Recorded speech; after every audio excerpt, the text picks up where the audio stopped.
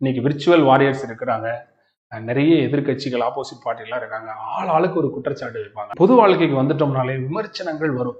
அந்த விமர்சனங்களை தாங்கிக் கொள்ளக்கூடிய திடமானம் இல்லையெனில் கடமையை நிறைவேற்ற முடியாது அப்படின்னு அறிஞர் அண்ணா சொல்றாரு. விமர்சனங்களை தாங்கிக்கணும், உண்மைதானே? நம்மள விமர்சனங்கள் வைப்பாங்க, நல்லவர்களும் இருப்பாங்க, கெட்டவர்களும் இருப்பாங்க. நம்மளை பிடிக்காதவர்கள் நிச்சயமாக நம்ம விமர்சனங்கள் வைப்பாங்க. அந்த விமர்சனங்களை தாங்கிக் கொள்ளக்கூடிய திடமானம் இல்லையெனில் கடமையை நிறைவேற்ற முடியாது.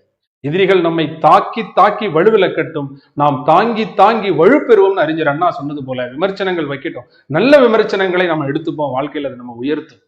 அதே நேரத்துல தேவையில்லாத விமர்சனங்களை ஒரு மன்னன் என்ன செய்யணும்? புறந்தள்ளணும். தெவிகை சொற்பொருக்கும் பண்புடை வேந்தன் கவிகை கீழ் தங்கும் உலகுங்கிறார்.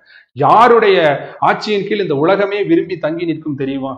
தன் காதுபட தன்னை இகழ்ந்து பேசுவான், தன் குடும்பத்தை பேசுவான், தன்னை சுத்தி பொது வாழ்க்கைக்கு வந்துட்டா நிச்சயமா பேசுவான், எல்லாரும் பேசுவான், போற வரவெல்லாம் பேசுவான், என்னன்னே தெரியாத அவன் பாட்டு பேசுவான். ஆனா வள்ளுவர் சொல்றாரு, உன் காதுபடவே உன்னை இகழ்ந்து பேசினாலும் செவிகை சொற்பொருக்கும், செவிகை சொற்பொருக்கும் பண்புடை வேந்தன் கவிகை கீழ் தங்கும் உலகு. அந்த தான் காதுபட இகழ்ந்து பேசுறவனுடைய பேச்சையும் பொறுத்து கொண்டு அவனை பழிவாங்க வேண்டும் என்று நினைக்காமல் அதை பொறுத்து கொள்ளக்கூடிய பண்புடைய ஒரு மன்னனாக ஒருவன் இருந்தால் அவன் கவிகை கீழ் தங்கும் உலகு.